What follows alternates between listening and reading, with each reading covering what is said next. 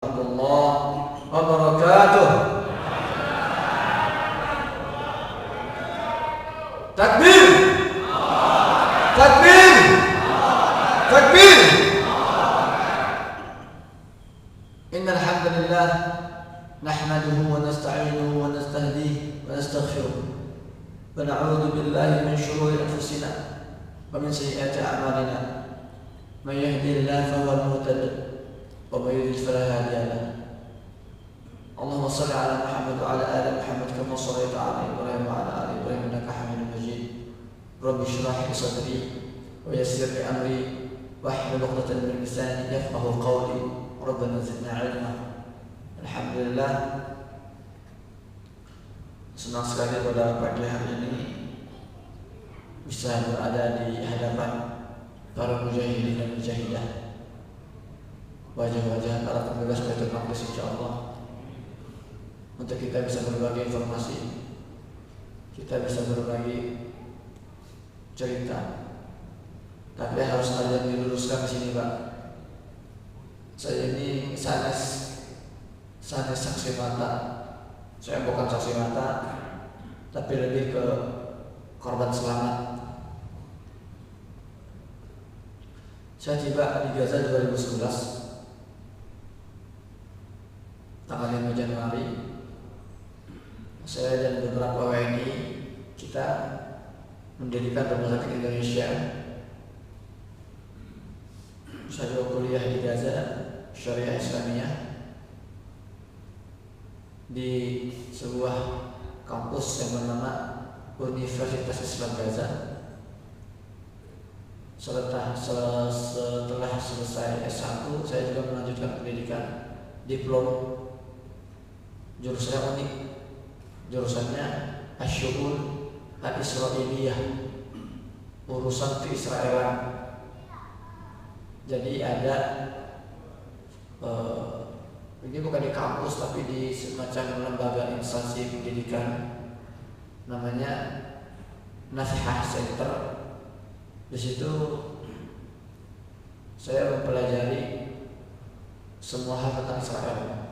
Sejarah, budaya, politik, sosial, militer, finansial, ekonomi, sampai ke bahasa Ibrani. Kalau ada yang mau ngetes bahasa Ibrani, saya sudah bisa bahasa Ibrani sekarang, bahasa Israel. Kenapa kita mempelajari itu semua? Karena misi saya di Gaza ini bukan sekedar misi menjadi seorang jurnalis atau menjadi seorang aktivis kemanusiaan atau sekedar membangun rumah sakit, tapi saya sedang memetakan arah perjuangan kita terkait Baitul Maqdis. Mungkin kalau di Indonesia sebagian besar tempat kita baru hari-hari ini lah, baru 3 bulan terakhir memahami tentang isu Palestina. Meskipun kalau sebelumnya juga sudah ada, tapi masih sedikit persentasenya. Anak-anak muda yang hidup hari ini banyak yang baru mengetahui ternyata ada penjajahan di Palestina, bahwa ada sebuah area bernama Gaza, bahwa ada penjajahan oleh Israel. Kalau saya sejak saya masih balita, sejak saya masih TK kita sudah memang diedukasi ke arah itu. Saya tinggal di Bogor, lahir di Bogor, di sebuah pondok pesantren namanya Pondok Pesantren Al-Fatah, Cilengsi, Kabupaten Bogor, Jawa Barat. Di pondok pesantren saya ini memang semangat memperjuangkan Masjidil Aqsa ini sudah benar-benar tertanam sejak tahun 90-an. Bahkan tahun 2012 pondok saya di Cilengsi, Bogor, itu mengirim sekitar 30 tenaga bangunan untuk membangun rumah sakit Indonesia. Jadi rumah sakit Indonesia yang ada di Gaza itu dibangun oleh tangan-tangan para pekerja dari Indonesia. Kemudian tahun 2014 kirim lagi 20-an. Ya memang sisanya apa? Rolling. Nah, tahun 2011 saya tiba di Gaza. 2012 itu pengalaman pertama saya hidup di dalam gempuran Israel. Jadi di Gaza ini Pak, ini nggak setiap hari digempur, nggak setiap hari. Tapi ada beberapa hari itu Israel melancarkan operasi militernya. Bagaimana sejarah? Kenapa cuma Gaza yang digempur? Kenapa enggak tepi barat? Karena ada. Waktu saya ngisi di Jakarta 2018, saya sempat pulang ke Indonesia. Saat itu saya diminta untuk mengisi kajian bersama beberapa tokoh dan artis dalam konser amal. Ketika saya sedang menunggu di ruang VIP, saya diserbu oleh beberapa ibu-ibu sosialita. Cerita mereka, Ustaz, kami baru pulang dari Masjidil Aqsa, dari Yerusalem. Kok kami tidak lihat ya rumah-rumah yang hancur, reruntuhan seperti yang kami lihat di televisi, boten enten. Saya bilang, ibu kalau mau melihat reruntuhan, kalau mau melihat kehancuran, jangan di tepi barat, nggak akan ketemu. Datang ke Gaza. Nah, orang di sini masih banyak ya tidak bisa membedakan apa itu tepi barat, apa itu Gaza. Coba dikasih lihat petanya di peta Palestina. Jadi ibu-ibu itu kaget juga dia ketika umroh dan berangkat ke Masjidil Aqsa. Dia itu disambut oleh tentara Israel dengan senyuman, dengan ramah tamah. Maka ketika dia pulang dari Masjidil Aqsa, yang dia sebarin itu apa? Ternyata di Palestina udah hancur kok, nggak seperti yang kita lihat di TV. Ternyata nggak ada runtuhan, nggak ada tank-tank aja. Bahkan kami disambut dengan senyuman. Itu namanya propaganda, itu namanya brainwash. Jadi memang sudah ada instruksi dari atasan. Kalau ada orang Muslim, wisatawan datang ke Masjidil Aqsa, itu disambut dengan baik, dikasih senyum untuk memberikan kesan bahwa kami ini gak ada masalah dengan kalian. Masalah kami hanya dengan orang-orang Palestina, dengan teroris Palestina. Itu adalah cara Zionis Israel membrainwash umat Islam. Akhirnya umat Islam karena minim tentang edukasi pulang ke Indonesia menyampaikan informasi yang keliru. Nah, ini Palestina tahun 46. Ini viral banget ya. Viral sekali ini foto ini. Tahun 1920 saat itu ini lebih sedikit. 1920 saat itu Yahudi di Palestina hanya menguasai 5% dari tanah Palestina. Kemudian dari tahun ke tahun semakin hilang eksistensi Palestina. Terakhir, ya sekarang Palestina terbagi dua wilayah. Satu namanya tepi barat, ini tepi barat namanya. Ini berbatasan dengan Yordania. Di sini Al-Quds, tengah sini ini Baitul Maqdis, ada Yerusalem. Satu lagi namanya Gaza. Inilah Gaza. Berbatasan dengan Mesir, ini Mesir ini. Di sinilah saya tinggal selama 12 tahun sejak 2011. Kalau ada yang bertanya, sebetulnya konflik di Palestina ini konflik apa sih? Apa konflik politik? Apa konflik agama? Apa konflik kemanusiaan? Tergantung kita bicara dengan siapa. Kalau kita bicara dengan orang-orang non-Muslim, jangan bawa-bawa agama, mereka nggak paham. Saya 3 hari lalu saya ngisi kajian lewat Zoom di depan para akademisi Jepang. Ada namanya Universitas Matsuyama di Jepang. Isinya yang hadir itu politisi, jurnalis, aktivis kemanusiaan, kemudian mahasiswa. Ketika saya bicara dengan orang-orang Jepang, nggak mungkin saya mengatakan ini adalah kewajiban kita karena ada Masjidil Aqsa di sana, nggak mungkin. Mereka nggak paham. Tapi saya mengatakan bahwa yang terjadi di Palestina adalah bencana kemanusiaan. Dan seorang manusia fitrahnya adalah melindungi manusia yang lain. Maka saya sebagai seorang manusia, saya merasa terpanggil untuk membantu warga Palestina sebagai manusia yang lain. Dan saya katakan, kalian para orang Jepang, kalau suatu hari nanti pahit-pahitnya kalian juga misalnya dijajah oleh negara lain atau terkena bencana kemanusiaan, saya akan menjadi orang pertama yang turun ke Jepang. Saya bilang, karena kalian manusia, saya manusia, saya punya kewajiban memanusiakan manusia lainnya. Jadi kalau ada orang tidak tergerak melihat bencana di Palestina, pertanyakan kemanusiaannya. Jangan sudah hilang sensitivitasnya itu, sudah tidak lagi menjadi manusia. Nah, itu kalau kita bicara di depan non muslim.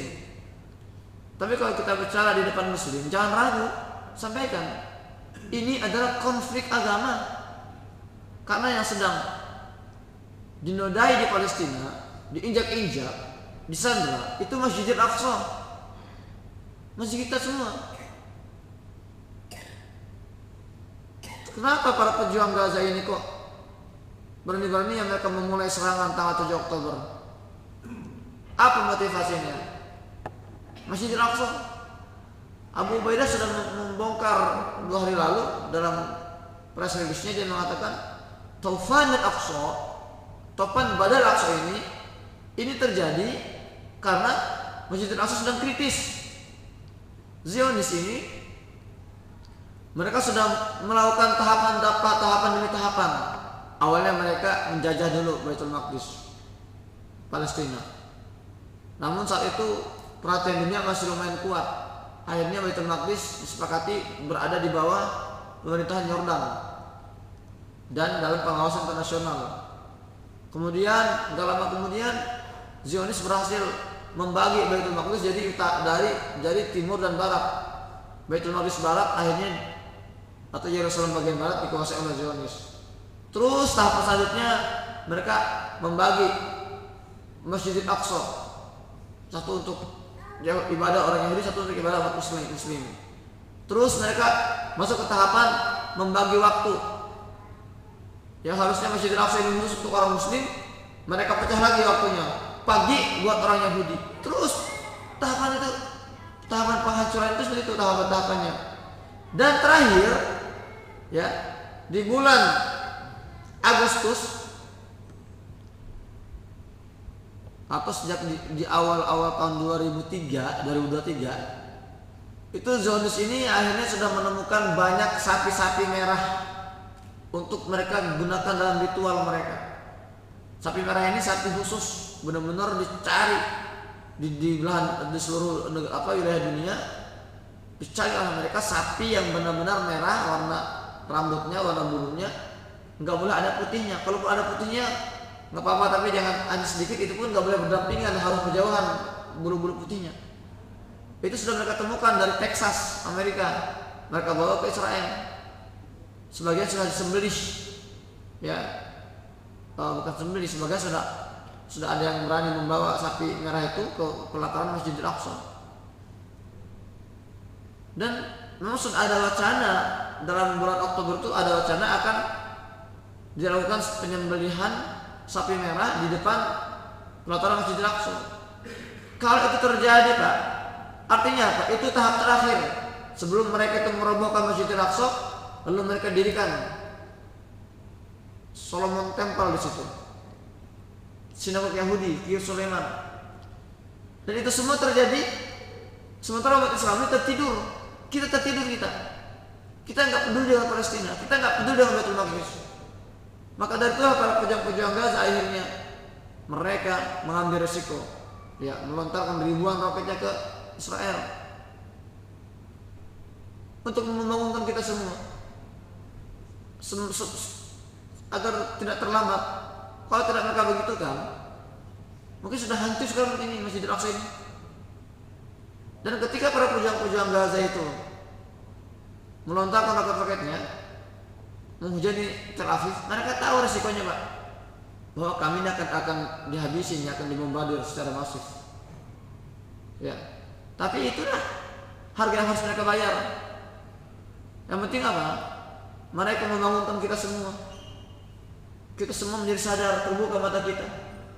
Kalau nggak dibeginikan, Mohon maaf, kita lalai. Memang kan itu kan sifat jelek kita gitu umat Islam itu sekarang. Enggak serius kita kalau bicara Masjidil Aqsa. Enggak tahu kenapa. Apakah kita enggak meyakini bahwa Masjidil Aqsa ini masjid kita semua? Dan kita hanya meyakini itu tanggung jawab umat Islam di Palestina. Pantasan kita hidup terhina, hidup terjajah. Pantasan umat Islam di seluruh dunia hidup tertindas. Di Uighur tertindas, di Myanmar tertindas, di Irak, Afghanistan, Syria. Karena keberkahan umat Islam sedang tersumbat oleh penjajahan di Palestina. Allah Subhanahu wa taala berkali-kali mengingatkan kita dalam Al-Qur'an. Ketika Allah ingin membahas Palestina, Allah enggak pernah menyebut nama Palestina. Palestina itu enggak ada. Coba dibuka dulu slide-nya.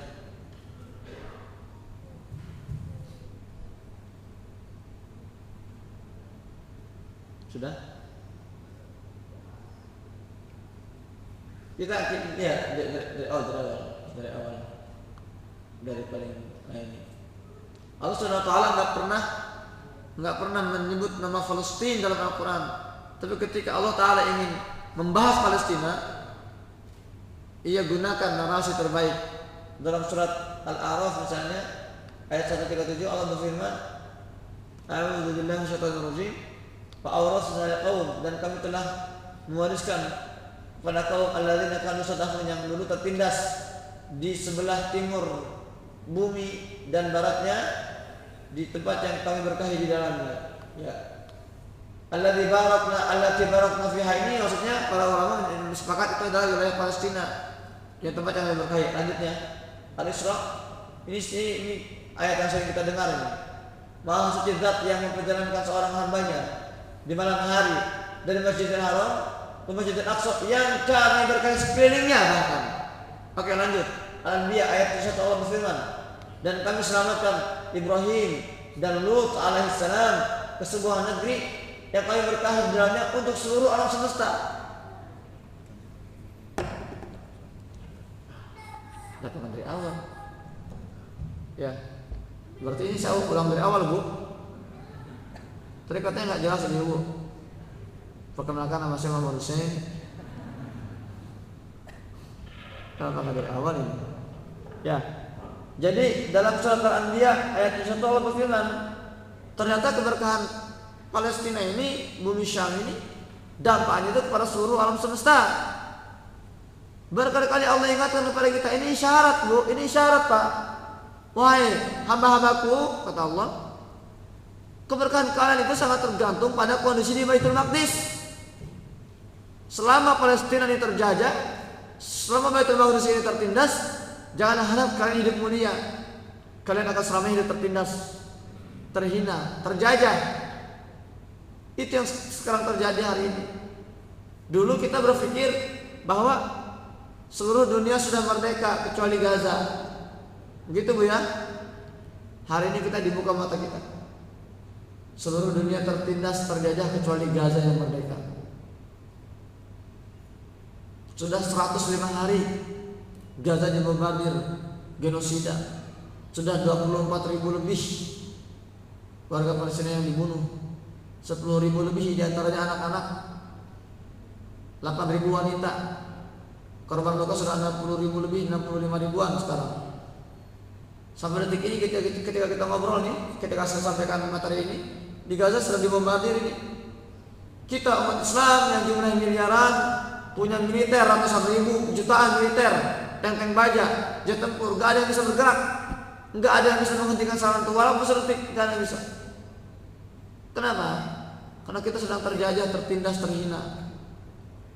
Hanya ada satu warga yang hidup merdeka yang bisa menghujani roket ke Zionis, yang bisa menghukum, mempanis Israel, yaitu Gaza. Karena Gaza adalah salah satu tempat yang tidak terjajah, yang tak terbelenggu. Setiap tahun kita diperlihatkan bagaimana umat Islam di Masjidil Aqsa di bulan Ramadan, betul Pak ya? Setiap tahun kita diperlihatkan tuh orang-orang lagi itikaf di Masjidil Aqsa diserbu, ditembaki, ditangkapi, dipukuli. Masjidil Aqsa itu diinjak-injak sejadah tempat salatnya itu oleh sepatu kotor Zionis. Yang lagi salat tarawih dibubarkan paksa. Kaum wanita dipukuli di sana, Al-Quran dibakar, dirobek-robek. Kita umat Islam hanya bisa menonton dari jauh, menangisi seperti anak kecil. Kita dan tentara-tentara kita.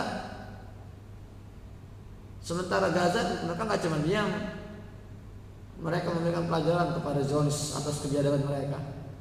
Mereka hujani Tel Aviv, mereka hujani Masjidil Aqsa. Ya, Masjidil Aqsa saya kata-kata di Israel, mereka hujani itu dengan roket-roket buatan mereka. Maka dari itu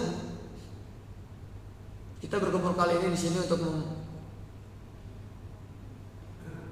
memperbaharui semangat kita, meluruskan konsep. Selama ini kita membantu Palestina masih dengan motivasinya kasihan dan iba. Warga Gaza nggak pernah minta dikasihani, Pak. Kita yang kasihan, kita yang nggak bisa bergerak terjajah. Harusnya, Pak, sekarang kita yang berlumuran darah itu kita, kaum pria, berjuang bersama angkat senjata melawan penjajahan Zionis itu yang sedang menginjak-injak masjid kita, Masjidil Aqsa. Harusnya kita yang sedang berlumuran darah hari ini. Tapi karena kita sedang terjajah, tertindas, maka perjuangan kita sedang diwakili oleh kaum ibu, kaum wanita di Gaza. Perjuangan kita sedang diwakili oleh anak-anak di Gaza. Jadi kalau kita masih nggak sadar bahwa ini adalah misi terbesar umat Islam hari ini adalah misi prioritas kita. Kalau kita masih memberikan pemikiran sisa untuk Palestina, tenaga sisa, waktu sisa, energi sisa, harta sisa, kenapa kita menjadikan misi ini misi sampingan? Apa kita nggak yakin bahwa Masjidil Aqsa ini kiblat umat Islam? Ada sebuah hadis yang sangat viral, kita semua pasti sering dengar. Ketika Rasulullah bersabda, "La tusyaddu rihal illa ila thalathati masajid, al-Masjidil Haram, wa Masjidil Nabawi, wa Masjidil Aqsa." Berkali-kali kita mendengar hadis itu. Kata Nabi SAW bersabda, "Wahai umatku, kalian jangan maksain pergi jauh-jauh keluar rumah kecuali untuk mengunjungi 3 masjid ini," kata Nabi. Masjidil Haram di Makkah, Masjid Nabawi di Madinah, Masjidil Aqsa di Palestina. Ini bukan perkara kunjungan saja, Pak. Ini wasiat. Ini amanat, wahai umatku. Sepeninggalku nanti, kalau aku wafat, tolonglah sering-sering kunjungi 3 masjid ini. Masjidil Haram, Masjid Nabawi, Masjidil Aqsa. Dijaga, jangan sampai kosong, jangan sampai sepi, jangan sampai terbengkalai, jangan sampai tidak terawat, jangan sampai rusak, apalagi jangan sampai direbut oleh musuh. Ini amanat untuk kita semua. Kita punya kewajiban untuk menjaga ketiga masjid ini. Tapi apa yang terjadi? Masjidil Haram, Masjidil Aqsa, Masjid Nabawi itu aja yang kita fokuskan. Setiap bulan umrah ke sana. Ya. Kalau Masjidil Haram, Masjidil Aqsa, Masjid Nabawi, Pak, itu nggak perlu perhatian kita. Sudah terjaga, mereka itu rapi, bersih. Mana masjidnya juga? Ini Masjid Nabawi ini. Ya, nggak pernah sepi. Subuh, zuhur, asar, maghrib, isya, umat Islam kalau mau ibadah nggak ada yang melarang. Mau minumnya Zam-Zam, lengkap fasilitasnya. Kita terlalu egois mengejar ibadah pribadi. Ini kalau mau ibadah individu yang pahalanya sendiri, ya kesini tempatnya, silakan. Tapi jangan lupa Nabi SAW juga menitipkan masjid ketiga, itu Masjidil Aqsa. Itu masjid itu kalau kita ibadah sana, pahalanya itu berdampak pada umat yang lain. Kita lihat ini Masjidil Aqsa kondisinya. Kenapa?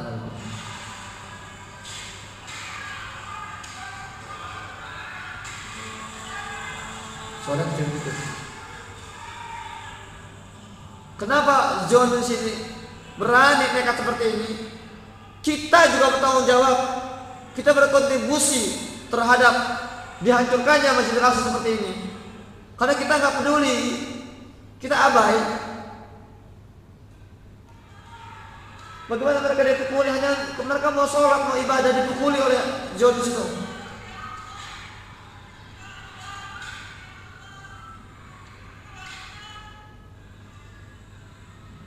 Mereka ini nggak boleh masuk sholat di dalam, termasuk mereka sholat di luar.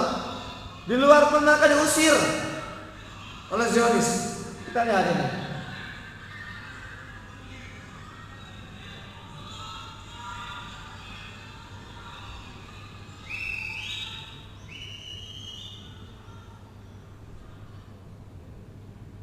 Suatu hari saya pernah diajak ngopi oleh teman saya di Gaza, anak muda. Saya diajak ke kantornya dan kita ngopi bareng, dan dia mulai curhat ke saya. Dia bilang, "Akhi Muhammad, lau ta'aruf kam ana za'lan minal muslimin al-yawm." Akhi Muhammad Hussein, panjenengan tahu gak? Aku ini emosi, kecewa terhadap umat Islam. Saya bilang, "Kenapa antum kecewa?" Apa dia bilang? "Kenapa umat Islam ini kok sebegitu acuhnya terhadap Palestina, abai terhadap Masjidil Aqsa? Kenapa mereka itu kok enggak mau menoleh ke arah kami? Mereka mau menoleh ke arah kami kalau anak-anak kami dibantai dulu, rumah-rumah kami dihancurkan dulu, baru umat Islam ini mau menoleh ke arah kami."